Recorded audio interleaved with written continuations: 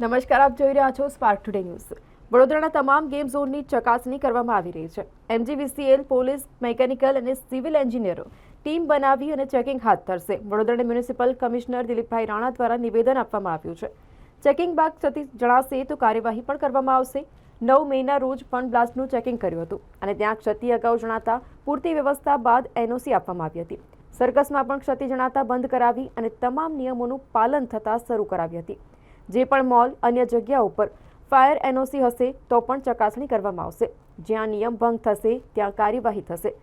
Municipal commissioner દિલીપભાઈ રાણાએ બેઠક બોલાવી હતી અને તમામ અધિકારીઓની સાથે ઉચ્ચ સ્તરીય જે બેઠક છે તે બોલાવવામાં આવી હતી। ફાયર વિભાગ, civil engineer, deputy commissioner, TDO સહિતના અધિકારીઓ સાથે તેમના દ્વારા આ બેઠક યોજવામાં આવી હતી અને બેઠક બાદ કાર્યવાહીની સમીક્ષા કરવામાં આવશે। સમીક્ષા બાદ સંપૂર્ણ જે રિપોર્ટ છે તે રાજ્ય સરકારને મોકલવામાં આવશે।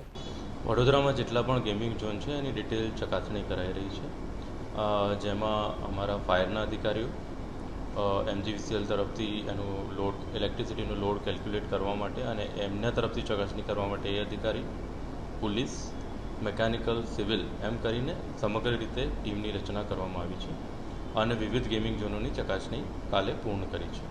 આ ચકાસણીના આધારે જે પણ ત્રુટિ ક્યાંક હશે તો અમે એમને નોટિસ આપશું અને એ જે પણ ત્રુટિ હશે એમની એ નોટિસના આધારે એમને પૂર્તતા કરવાની રહેશે। ફરીથી એમનું એનઓસી લેવાનું રહેશે અને પછી આગળની કાર્યવાહી કરવામાં આવશે। આ ઉપરાંત હમણાં 9 મે અને 9 મેના રોજ ફન બ્લાસ્ટમાં અમે ઇન્સ્પેક્શન કરેલું અને એમાં ત્રુટિઓ જણાઈ આવતા એમને અમે 9 મે બંધ કરાવ્યું અને જોડે જોડે સર્કસ પણ થોડા દિવસ પહેલાં, 3 દિવસ પહેલાં બંધ કરાયેલું છે।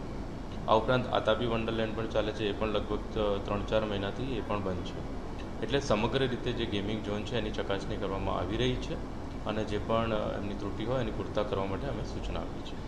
સીલ કરાયા છે, ત્રુટિ દેખાય છે કે ભાઈ એમની પાસે સંસાધનો નથી અથવા બંધિયાર જગ્યાએ છે અથવા એમની પાસે કોઈ મોટી સંખ્યામાં પેટ્રોલ ડીઝલ છે કે મોટી સંખ્યામાં જે વીજળીની એમને જરૂરત હોય આ પ્રકારની જે મેં કીધું છે આપ કહો છો સીલ કરવાની બાબત, તો ફન બ્લાસ્ટ જે ચાલુ થવાનું હતું એમણે 1-2 દિવસ ચાલુ કર્યું હતું પણ એમાં ત્રુટિ જણાતા અમે ઇમિડિયેટલી 9 મેના રોજ જ બંધ કરાવી દીધેલું। એ જ રીતે સર્કસ પણ ચાલતું હતું, એ પણ બંધ કરાવી દીધું છે। એ પણ આ ઘટના બની એની પહેલાં બંધ કરાવેલું છે। આ ઘટના પછી જે પ્રિકોશનરી ભાગરૂપે જેટલા પણ ગેમિંગ ઝોન છે એની ચકાસણી ચાલુ છે અને બધી રીતે મેં પહેલાં પણ કીધું પ્રમાણે બધી જ રીતે electricity, load, civil, mechanical, fire બધા પોઈન્ટ ઓફ વ્યૂથી એની ચકાસણી ચાલુ છે અને કોઈ પણ ક્ષતિ હશે તો એમને નોટિસ આપી એ પૂર્તતા કરવામાં આવશે અને ત્યાં સુધી એ સદંતર બંધ રહેશે।